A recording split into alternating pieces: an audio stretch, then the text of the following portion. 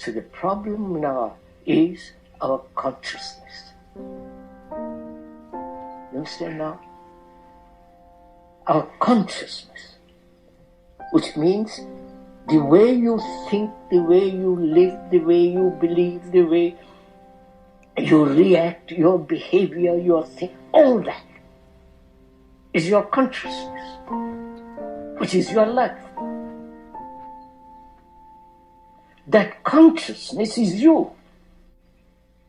The content of that consciousness makes consciousness. You understand? This content has been put together through time. It isn't one lays apart. Our brain is the result of time, evolution. Our brain is not your brain and my brain, but the brain of mankind. This is difficult for you to see and even recognize, because we have been so conditioned that it's my brain and it's your brain.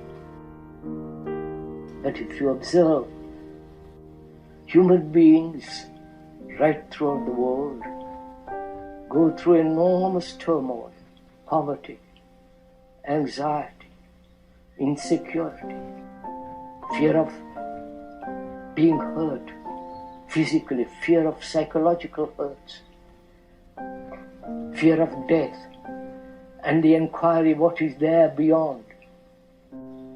That is the content of our consciousness. And as long as that content, which is always divisive, which is always fragmented, our action must be fragmented.